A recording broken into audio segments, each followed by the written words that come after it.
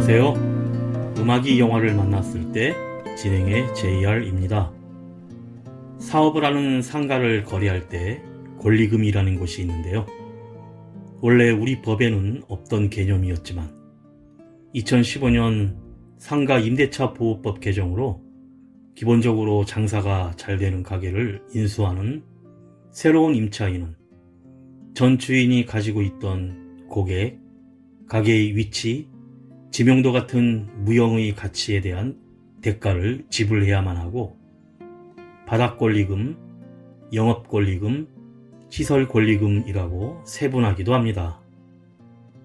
기본적으로 임차인들 간에 오고 가기 때문에 원칙적으로 건물주와는 관계없는 돈입니다.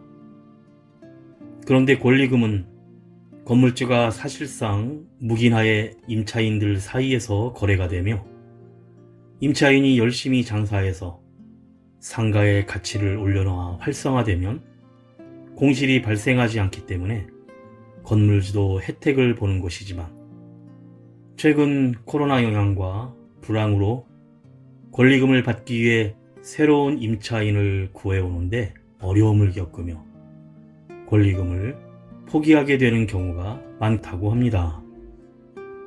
권리금은 건물주가 보상해 줄 수도 없고 많거나 적거나 임차인의 권리금 회수를 방해해서는 안 되기 때문이고 또 개정된 상가 임대차 보호법은 임차인의 계약 갱신 요구권을 최장 10년까지 행사할 수 있어 임차인 보호의 측면에서 임차 기간을 보장하며 권리금 회수의 기회도 보장해주고는 있지만 현실적으로 장사가 어려워 문을 닫아야 할 경우에는 권리금을 날리게도 되는 것입니다. 하루빨리 경제 사정이 좋아져서 어려운 소상공인들이 새로이 상가 임대차 계약을 체결하면서 정당하고 합리적인 권리금을 주고받을 수 있는 그런 세상을 보고 싶습니다.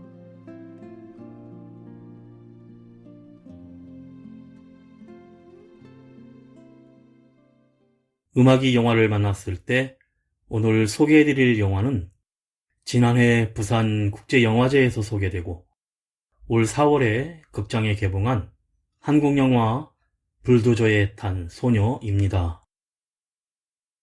이제 20살이 될 혜영은 팔에 새긴 용 문신처럼 무엇 하나 두려울 게 없습니다. 그런데 어느 날 아빠 본진이 남의 차를 훔쳐 운전하다 자동차 사고로 의식불명으로 뇌사 상태에 빠지자 피해자는 거액의 합의금을 요구하고 급기야 집이자 유일한 삶의 터전인 중국집이 2주 후에는 다른 사람에게 넘어가게 될 지경에 이릅니다. 어린 동생 혜적과 둘과 남게 된 혜영은 이 모든 일들의 의문을 품고 홀로 사건을 조사해 나가는데 마침내 거짓과 부당함이 뒤엉킨 진실을 알고는 자꾸 건드리는 세상을 향한 소녀의 분노가 폭발합니다.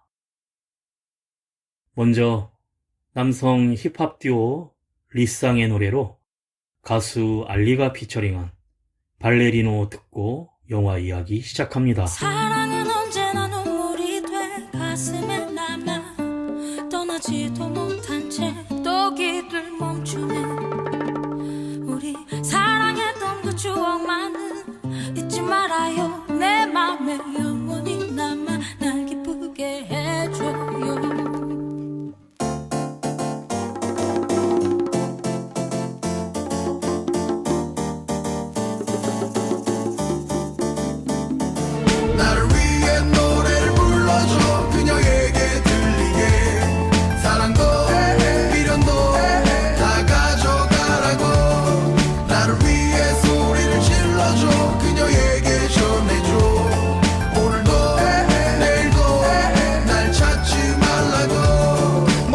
어색했어 너와 처음 밥을 먹을 땐 밥풀이 입가에 묻을까 수저를 입에 넣을 땐 신경이 쓰이고 또 함께 함께 걸을 땐 발을 맞춰야 할지 어깨를 감싸야 할지 어디로 가야 할지 여자는 알았어도 사랑은 잘 몰랐기에 나의 뒤에 쫓아오듯 따라오는 너를 위해 조금 느리게 걸어주면 사랑은 시작됐지. 낭만도 없고 구멍난 양말처럼 되는 대로 살아와 망망대해 갔던 나의 삶에 또 다른 세상을 보았어. 난 너무 좋아서 온종일 웃고 다녔어. 사랑은 언제나 눈물이 돼 가슴에 남아 떠나지도 못한 채 또 길을 멈추네. 우리 아름답던 그 추억 속에 함께 살아요. 기억 속 그대와 함께 난 춤을 출 거예요. 너 없는 지금 모든 게 꿈인지 꿈이 아닌지 난 지금 어딜 향해 가고 있는 건지 지금 이곳이 너의 품인지 품이 아닌지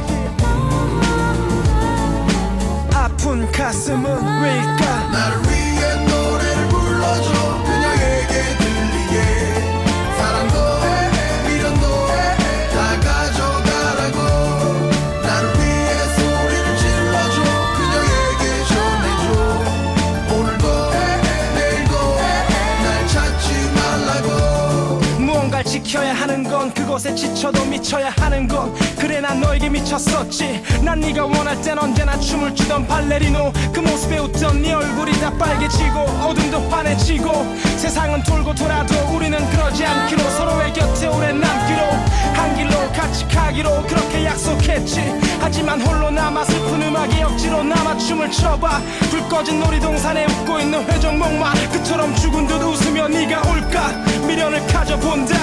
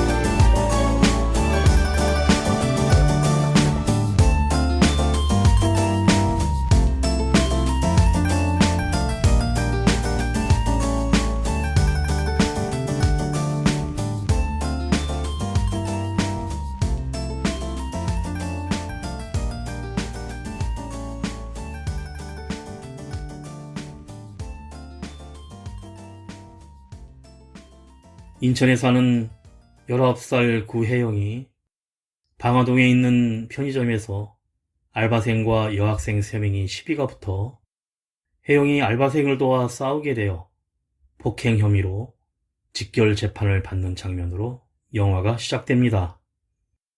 구혜영은 그 세 여학생의 학교까지 찾아가 한 학생의 머리채를 잡아채어 거꾸러뜨려 무차별로 때리자 다른 2명이 달려들지만 제압하고 가방에서 가위를 꺼내서 덤비지 말라고 소리를 치자 모두들 꼼짝마가 됩니다. 그런데 혜영의 왼팔에는 용문신이 잔뜩 새겨 있었고 얼마 후 집이자 가게인 중국집으로 돌아온 혜영은 바쁜 일손 좀 도우라는 아빠의 말에 대꾸도 하지 않고 간이 칸막이를 퉁명스럽게 제치고 옷을 갈아입고는 카운터 금고에서 4만 원을 챙겨 나갑니다. 그때 주방에서 와장창 소리에 아빠 본진의 팔로 뜨거운 기름이 쏟아져 화상을 입게 되자 같이 병원으로 가는데 응급처치를 했지만 의료보험이 정지되어 치료비가 87만 원이나 나오고 장구 직원은 우선 선납을 하고 의료보험을 다시 살려오면 그때 환급해 주겠다고 합니다. 아빠 카드로 결제하려 했지만 한도 초과가 나오고 지갑엔 스포츠토토 용지가 가득합니다. 아빠는 집에는 돈이 있다고 애매하게 말하며 혜영에게 네가 먼저 입금하라고 하자 혜영은 믿지 못해 티격태격합니다. 할 수 없이 혜영이 입금을 하고 아빠는 공부해라, 학원 가라, 일을 배우라며 계속 잔소리를 해대자 너만 잘하면 된다고 아빠에게 반말을 내지르며 나가버립니다. 하지만 저녁엔 동생 해적을 씻어주고 살갑게 대해주며 물장난도 치고 사이좋게 지내는데 다음날 이른 새벽 웬일인지 아빠 본진이 양복을 차려입고는 주방에서 식칼을 꺼내 종이에 싸서 품에 놓고 어디론가 조용히 나갑니다. 가수 권진아가 부릅니다. 운이 좋았지.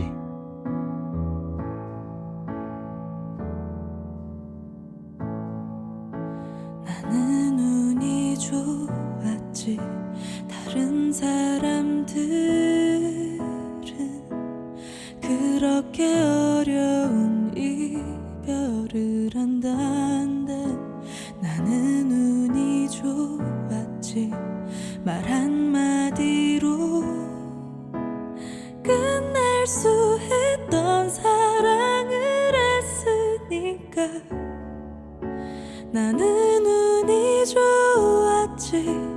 서서히 식어간 기억도 내겐 없으니 나는 운이 좋았지.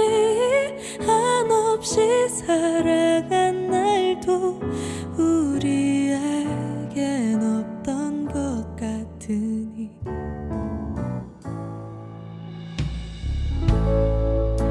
나는 운이 좋았지.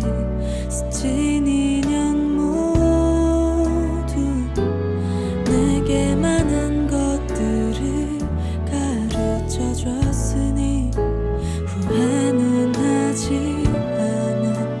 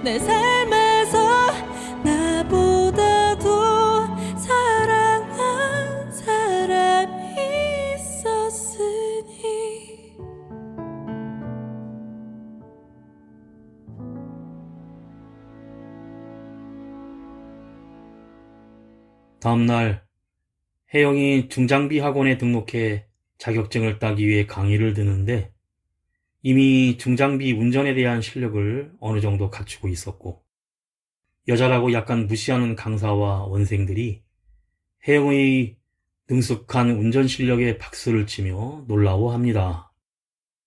이때 부평경찰서 고유석 경위에게 연락이 와 아버지 구본진 씨는 지금 어디 있냐고 찾는데 당연히 가게에 있을 것이라고 하자 폭행 신고가 들어왔고 피해자 차량을 훔쳐 타고 갔으니 연락이 되면 자기에게 꼭 전화해달라고 합니다.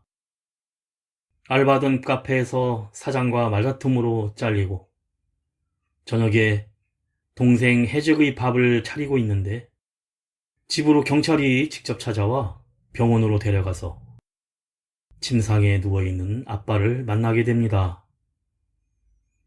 전화를 했었던 고유석 경위는 아빠가 훔친 차를 몰다 다리의 난관을 받고 추락했다고 하고 손해보험회사 직원은 훔친 차량 사고는 무보험 상태이라 추락 전에 길 가던 두 사람에게 교통사고가 났는데 피해자 측과 빨리 합의하라고 합니다.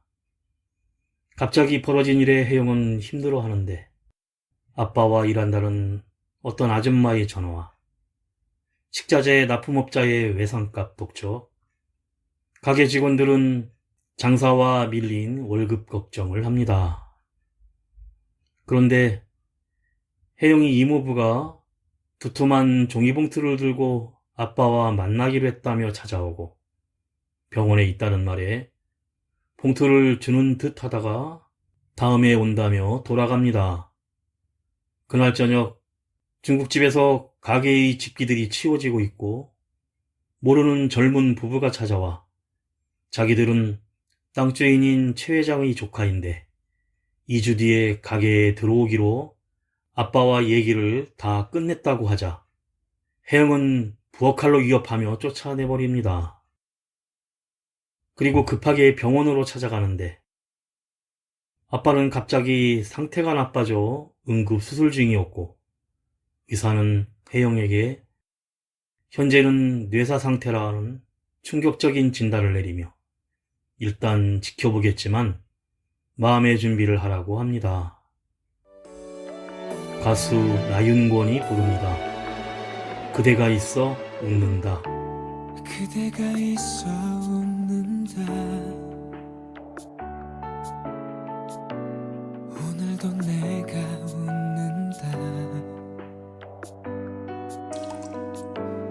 내가 너무 힘이 들 땐 너의 환한 미소가 나를 웃게 만든다. 오랜 시간이 흘러도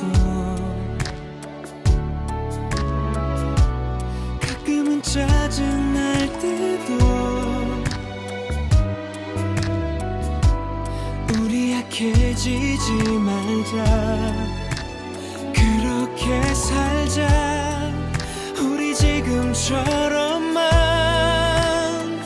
그대라서 내 사랑을 약속합니다. 그대라서 내 사랑을 지키렵니다. 혹시라도 세상이 지치게 해도 오늘처럼 이만 변치 말자.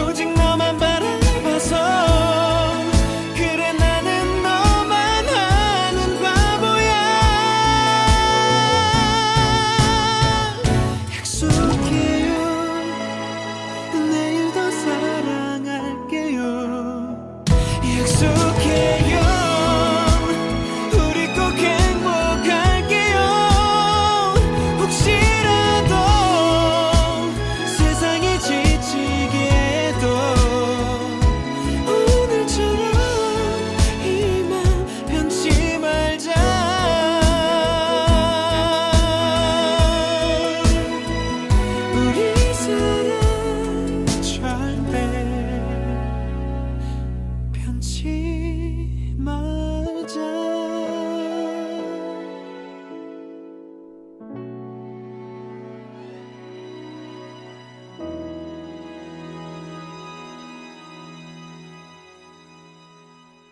다음날 일찍 혜영은 사고 현장을 찾아 사고 조사를 해보는데 공사 중인 도로는 임시 블록들로 조성되고 횡단보도도 없었고 그러자 피해자 병실로 찾아간 혜영은 사고가 난 경위를 묻자 어머니를 찾으며 자기들은 할 말이 없다고 합니다. 횡단보도도 없는데 뛰어든 것 아니냐고 따지는데 그들은 혜영 아빠가 음주운전을 했다는 말을 합니다. 그런데 피해자라고 하는 여자가 팔에 붕대를 감고 있었지만 붕대를 풀어보니 멀쩡했고 그때 입원했던 남자는 혜영의 방문을 받고는 퇴원을 하고 보험회사 직원이 연락이 와 그렇게 피해자에게 직접 다그치면 고소당한다며 가해 피해에 대한 사실은 경찰이 결정할 것이라고 합니다. 경찰서로 찾아가자 고유석 경위는 피해자의 상태는 심하지 않으니 걱정하지 말라면서 사실 아빠는 다니던 회사인 한국중장비에 찾아가 행패를 부렸었고 빚도 많고 정신적으로도 불안정했다면서 특히 정지되었던 사망보험 특약인 4개의 보험을 사고 전날에 모두 복구했고 보험금 수령인은 혜영이 앞으로 되어 있다면서 자살을 염두에 둔 말을 합니다. 혜영은 아빠의 전 직장인 한국중장비 최영환 회장을 찾아가 만나는데 최 회장은 8년 전에 빌려준 가게 계약이 끝났으니까 나가라고 했고 아빠랑 잘 합의됐고 이사 비용도 챙겨주겠다고 합니다. 그 시각 동생만 있었던 가게에 빚쟁이들이 찾아와 난장판이 되어 있었고 할 수 없이 혜영은 동생을 데리고 이모네 집으로 향합니다. 3년 만에 만난 이모는 동생을 재워달라는 말에 갑자기 이사 가냐고 화색이 도는데 이사는 안 간다고 하자 금세 한숨을 쉬며 너희 아빠가 계약이 지난 그 가게에서 2년 동안 5억을 더 벌겠다는 욕심으로 버티고 있고 보증을 선 이모부가 무슨 죄가 있어 회장님이 중장비 일로 주지 않으니 이게 될 일이냐며 소리를 치며 표정이 바뀝니다. 이모부는 현재 한국 중장비에 다니고 있었고 뭔가 낌새가 이상한 혜영은 동생을 데리고 이모 집을 나서면서 아빠가 어제 뇌사 판정을 받았다고 하자 소리치던 이모는 그만 놀라고 맙니다. 그날 저녁 혜영은 부서진 가게에서 아빠의 핸드폰에 혜영이 어릴 때 찍은 가족들의 동영상을 보며 추억에 잠깁니다. 가수 볼빨간 사춘기 안지영이 부릅니다. 너는 내 세상이었어.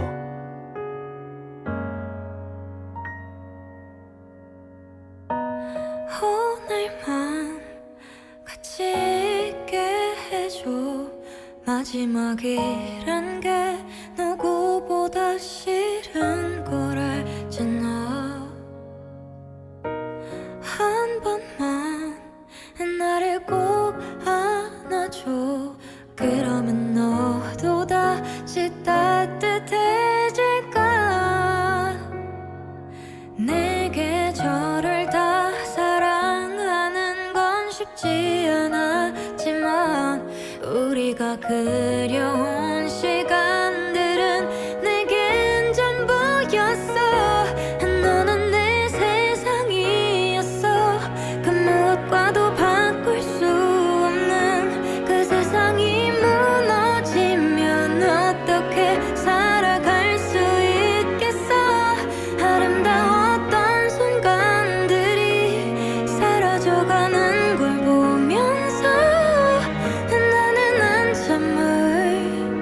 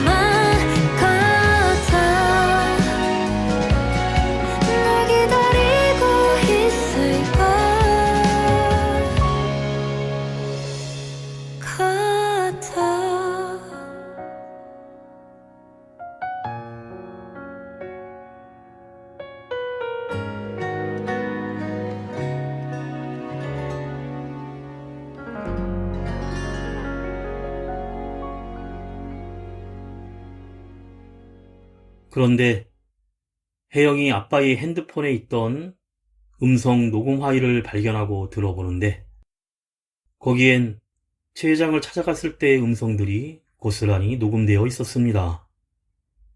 그날의 진실은 최 회장을 찾아간 아빠 본진은 품에서 칼을 꺼내 탁자에 올리고 마지막 제의라며 만일 자신이 딴소리를 하면 이 칼로 자기를 찌르라면서 월세를 200만 원 더 올려주겠다고 하자 회장은 이런 제안에 거절합니다.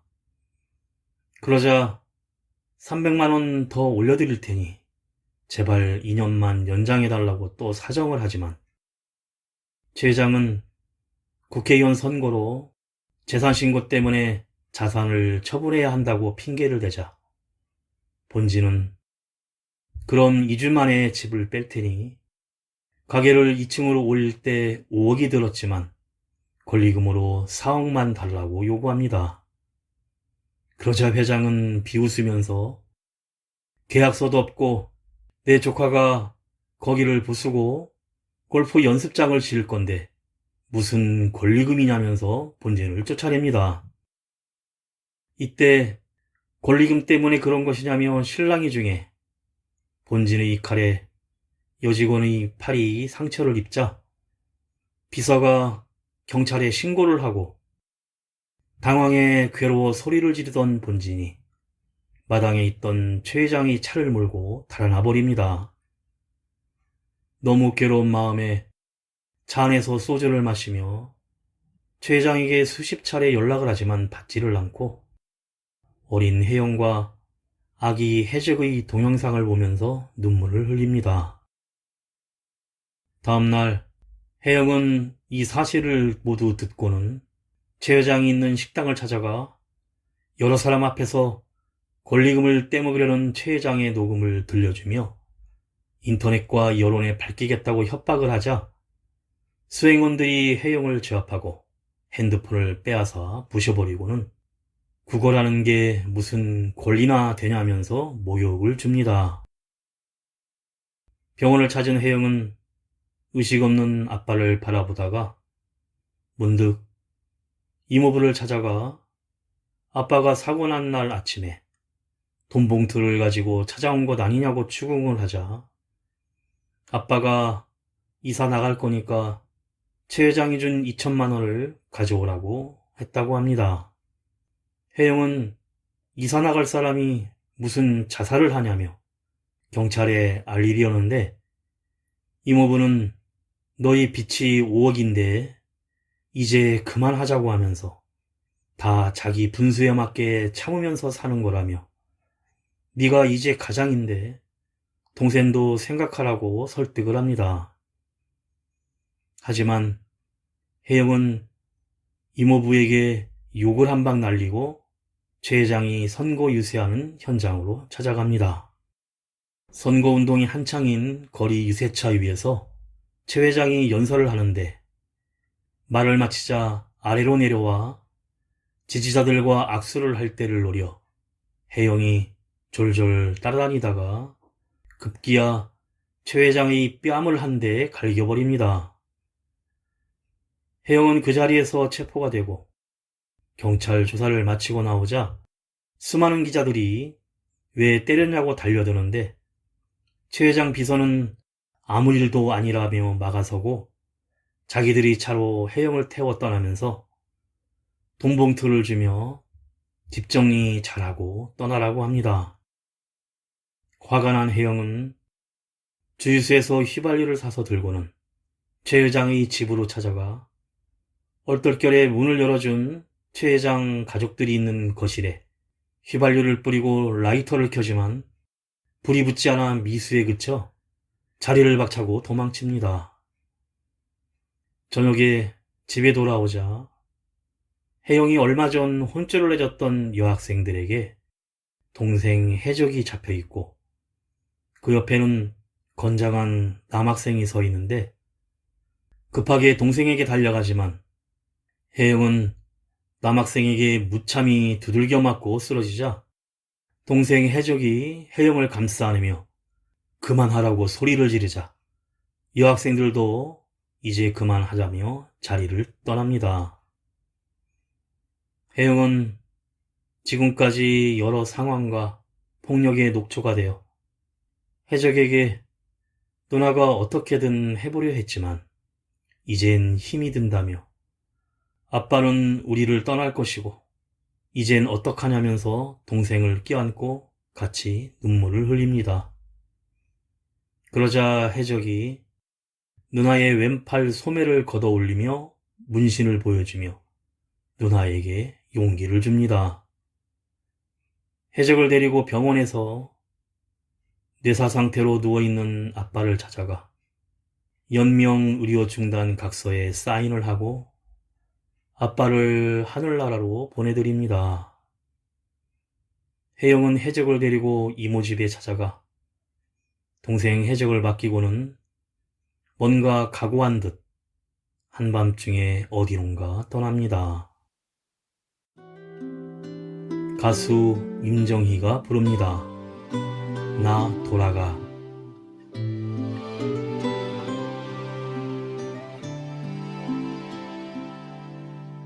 제발 가지마 붙잡는 널 놔두고 돌아서 여기까지 왔어.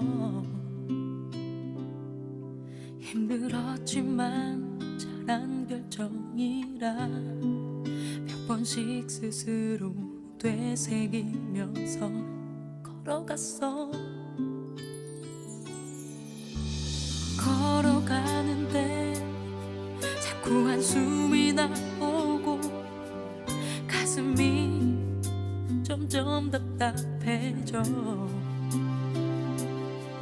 지금 막 헤어져서 그럴 거라 조금 더 멀어지면 괜찮겠지 했지만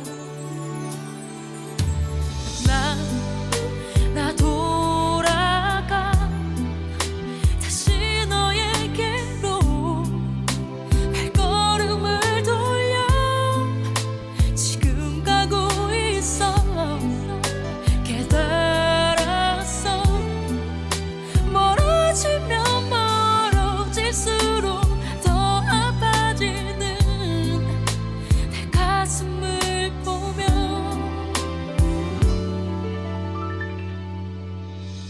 걷는데 점점 발이 무거워지고 아픈 건 계속 번져만 가.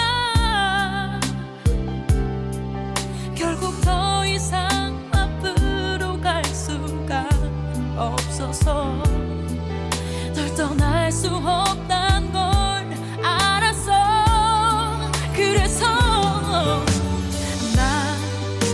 나 돌아가 다시 너에게로 발걸음을 돌려 지금 가고 있어. 깨달았어. 멀어지면 멀어질수록 더 아파지는 내 가슴을 보며 이러다 말겠지. 좀 더 가면 다 벗어날 수 있겠지. 그런데 가면 갈수록 잊으려고 할수록 내 가슴이 자꾸 뒤를 돌아봐.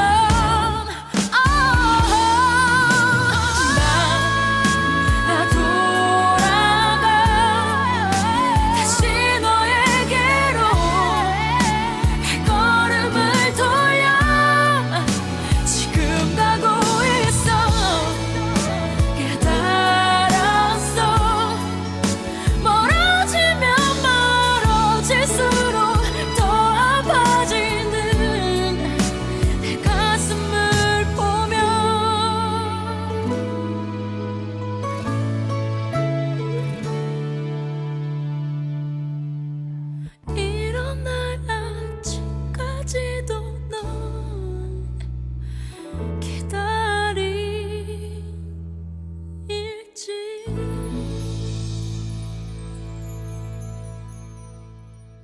어둠이 깔린 한국 중장비 회사의 가리문을 넘어 열쇠함을 커터로 자르고는 아빠가 몰다가 이모부에게 물려준 불도저를 시동을 켜고 어디론가 달려가는데, 먼저 그동안 집이 없고 아빠의 꿈이 담겼던 중국집으로 불도저를 몰고 가 간판과 2층부터 부셔버리고 모두 밀어버립니다. 잠시 생각에 잠겨 멈춰있던 혜영은 순찰하던 경찰차가 다가오고 한국 중장비에서 불도저 도난시고가 있다는 무전을 받고는 멈추라고 소리치자 이에 아랑곳하지 않는 혜영은 다시 불도저를 몰아 최영한 회장의 고급 빌라로 향하는데, 거대한 중장비를 경찰차들이 막으려고 하지만 역부족입니다. 결국 2층인 최 회장의 집 베란다를 불도저로 들이박자 굉음과 진동에 놀란 최 회장은 놀라 일어나 집을 도망쳐 나오는데, 혜영은 계속 들이박고 베란다가 일부 무너지자 불도저의 악셀을 최대한 세게 밟으며 불도저의 바퀴가 헛돌아 연기까지 납니다. 그러자 경찰들이 공포탄을 쏘며 시동을 끄고 내리라고 명령하는데, 굴하지 않고 엑셀을 밟아대자 한 방에 총성이 울리면서 불도저가 멈춰섭니다. 1년 후 혜영은 모범수로 가석방이 되고 아빠 사고 당시 교통사고를 당했던 남자를 찾아가는데, 그날의 상황을 꼭 알고 싶다고 부탁을 하자 처음에는 주저하다가 그날 자기가 술을 마셔 취했었고 여자친구에게 객기를 부리다가 뒤에서 차가 오는 것을 보지 않고 무단으로 건너다 사고가 났다면서 처음엔 너무 무서워서 경찰이나 엄마한테 얘기를 못했다며 죄송하다고 고개를 숙여 사과를 합니다. 혜영은 긴 숨을 내쉬고 체증이 내려가는 느낌을 받습니다. 그로부터 얼마 후 배달 라이더로 일하는 혜영에게 전화가 한 통 오는데, 한국 손해보험에서 법원의 사망보험금 지급 결정에 의해 약 4억 2천만 원이 넘는 보험금이 혜영의 계좌로 이체되자 너무 놀라 눈물을 글썽이며 말을 잇지 못하면서 영화가 끝이 납니다.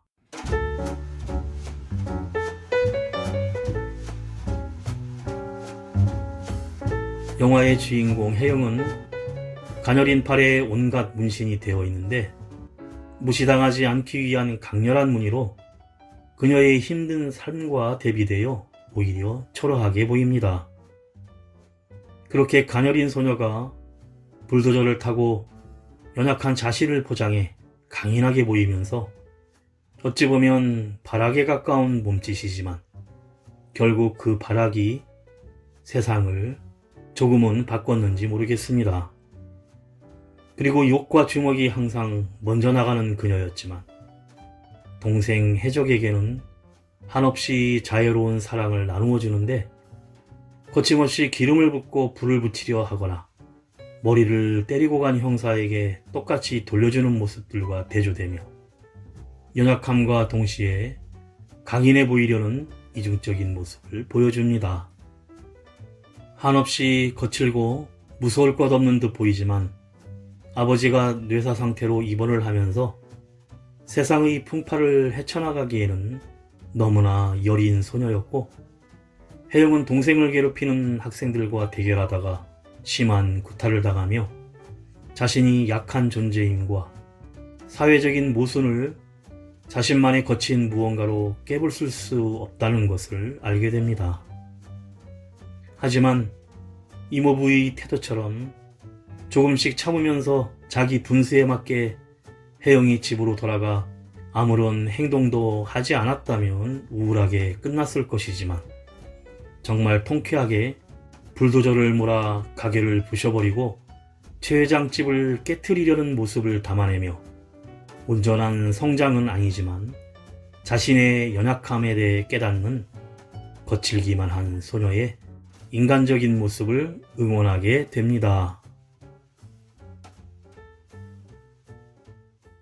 음악이 영화를 만났을 때 오늘 소개해드린 영화 불도저에 탄 소녀였는데요. 드라마 스카이캐슬 어쩌다 발견한 하루 등에서 강단과 순수의 모습을 모두 보여주며 연기력을 인정받은 배우 김혜윤이 주연을 맡아 한쪽 팔에 용문신을 하고 직접 불도저를 운전하며 액션 장면을 소화했는데 건드리면 곧 폭발할 것 같은 위태로운 역할을 위해 역동적인 에너지를 쏟아부어 인물의 들끓는 내면을 온몸으로 표출하고 있습니다. 촬영하는 동안 인물에 너무 몰입되어 혼자 마음에 품고 있기가 버거울 정도였다고 하는데요. 또 학원에서 불도저 운전 연습을 하면서 익숙하게 다룰 수 있게 되어 영화에서도 직접 운전하는 모습을 보여줄 수 있었다고 합니다. 마지막으로 R&B 그룹 먼데이 키즈의 이진성이 부르는 가을 안부 들으며 인사드립니다. 지금까지 JR이었습니다. 오늘도 인생을 영화처럼 어떠니 잘 지냈니 지난 여름 유난히도 힘에 겹더라 오랜 새벽녘엔 제법 쌀쌀한 바람이 어느덧 네가 좋아하던 그 가을이 와 사랑도 그러게 별 수 없나 봐 언제 그랬냐는 듯 계절처럼 변해가 그리워져 미치도록 사랑한 그날들이 내 잃어버린 날들이 참 많이 웃고 울었던 그때 그 시절의 우리 네가 떠올라 밤새 참 아프다 네가 너무 아프다 너를 닮은 이 시린 가을이 오면 보고 싶어서 너를 안고 싶어서 가슴이 너를 앓는다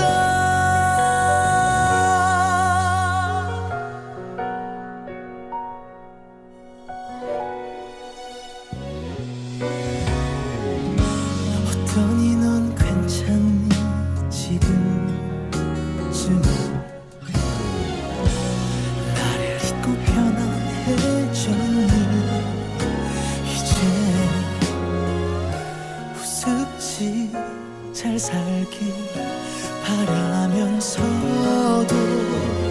막상 날 잊었을 널 떠올리며 서글퍼 그리워져 미치도록